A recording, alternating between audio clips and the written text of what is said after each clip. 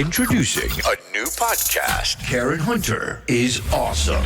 If you like me on SiriusXM Urban View Channel 126, you're gonna love me. And Karen Hunter is awesome. Hey, this is Karen Hunter, host of the Karen Hunter Show on SiriusXM's Urban View. Karen Hunter is awesome is an actual podcast to bring heat and energy and knowledge and power. A 1-2 punch that I don't think you get anyplace else. Tell the truth. So check out the podcast wherever you get your podcast. You will not be disappointed. Karen Hunter is awesome. A new podcast from Karen Hunter. I want to play these series of clips because a friend of mine sent me a video of a woman. She's British and she's breaking down what's really happening.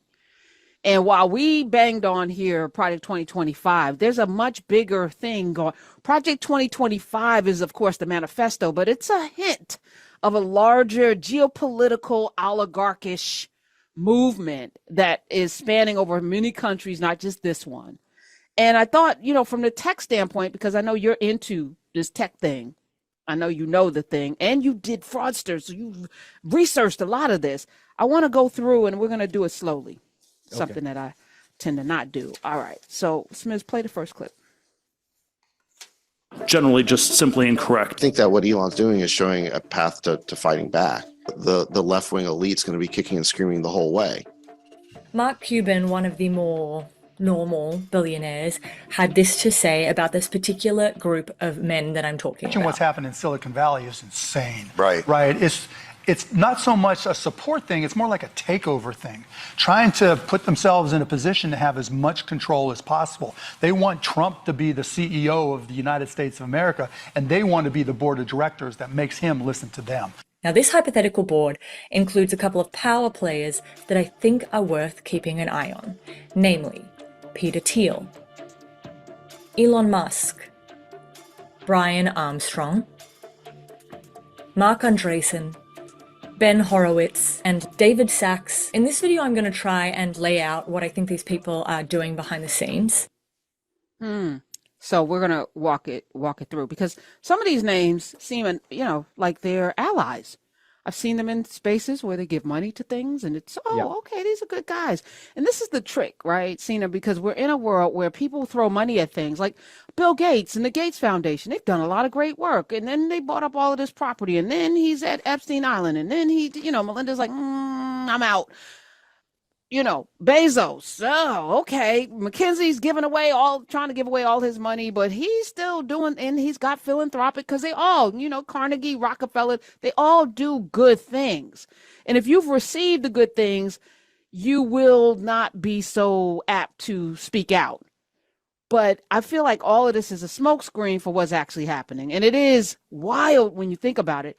And I don't know if I'm totally upset about the dismantling of this government, considering that as a Black American, we've never really been center, even though they want to try to say we're the Democratic Party. Well, why aren't there any Black women? 92% of us voted. Why don't you have us at the head of the DNC? It would seem to me that would be the move, right? Your most loyal back. Okay, fine. Cena, go ahead before I play the next clip. Thoughts and prayers. I mean, on these guys? Yeah. Yeah, Peter Thiel, he obviously is the backer for JD Vance. He started PayPal. He is the guy, he transfuses the blood of young people through his body.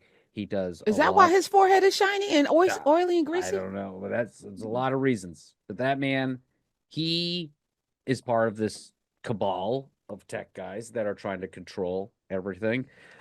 Brian Armstrong, he's the Coinbase guy. I believe he's the CEO of Coinbase. That's huge. Every piece of regulation that could come out of the government, and you already know Trump is the crypto president right now, and that's what he wants to be doing. He already put out his meme coin. Trump and Melania has a meme coin, and they're already pilfering money from and the Hoktui girl, too. The Hoktui girl. Oh, is that Hoktui?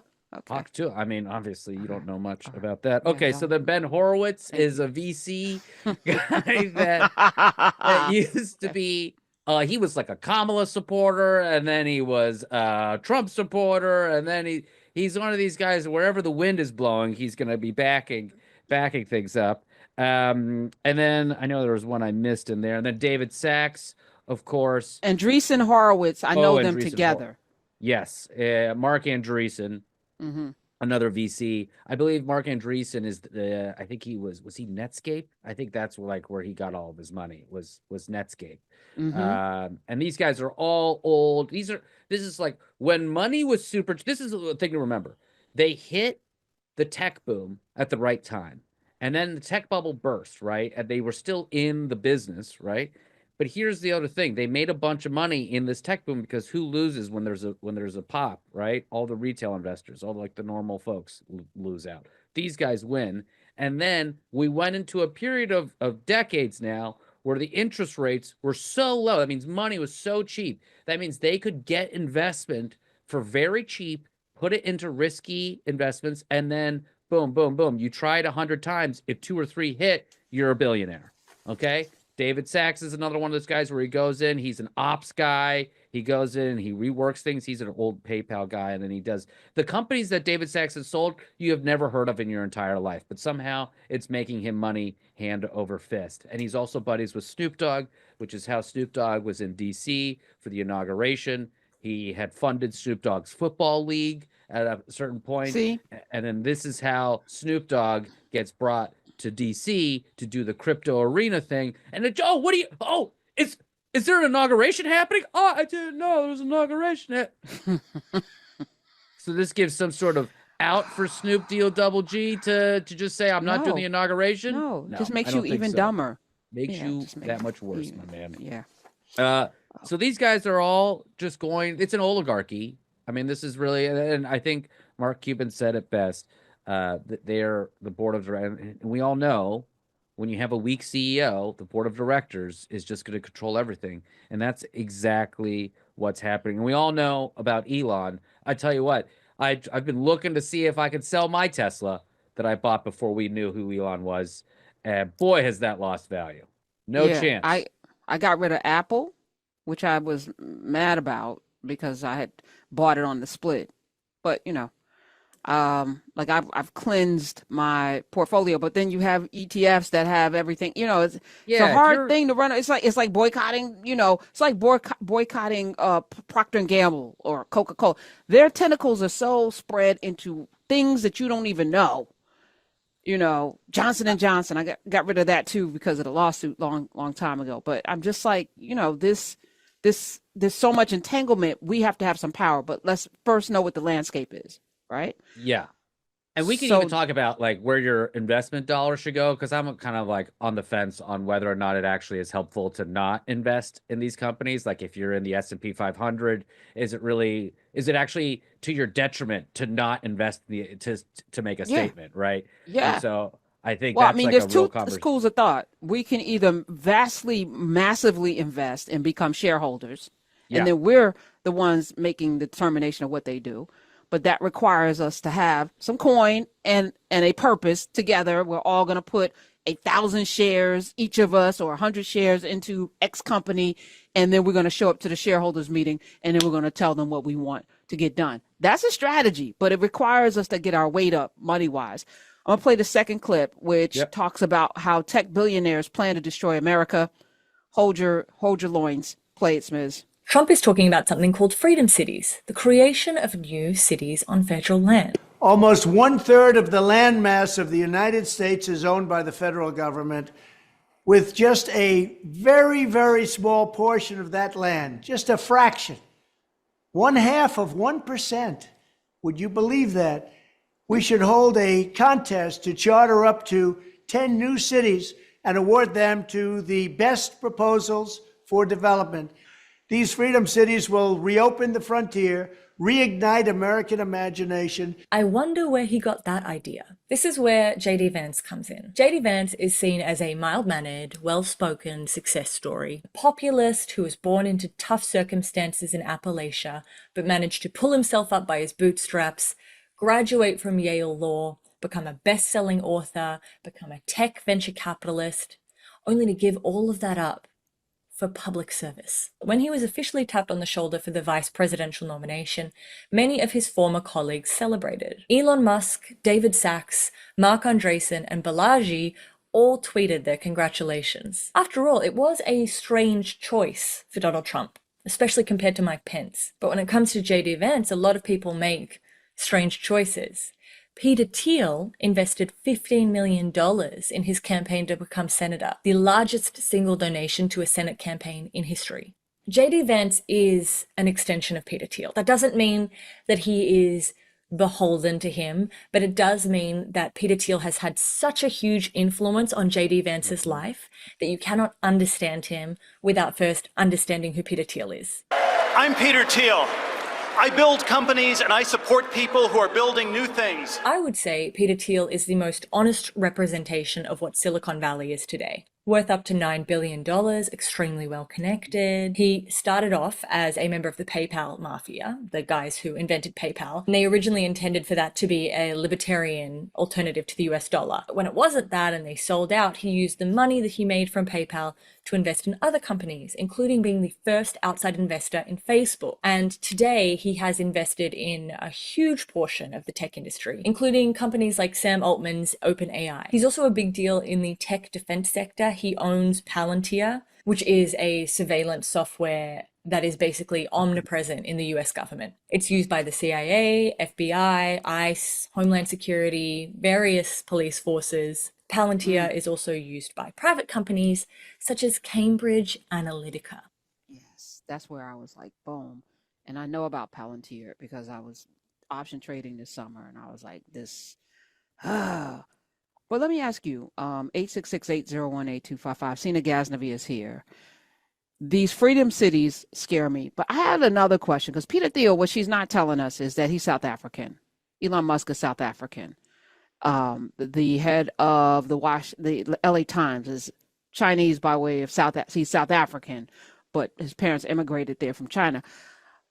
There's a Nazi strain going on, right? You know, Trump yesterday or the day before talking about, the land that the South Africans are taking from the good citizens, talking about the white folk of South Africa, because they had apartheid and they came in and they, subjugated and oppressed black people. And so the black people in charge want their land back. It would be like, I guess, the Native Americans saying, hey, hey, hey. And that wouldn't go over well. But I had a question. This is a broader question. I'm going to play the rest of these clips, Sina. Can you explain to me how so many of these people are Jewish? How are they okay with this Nazi stuff?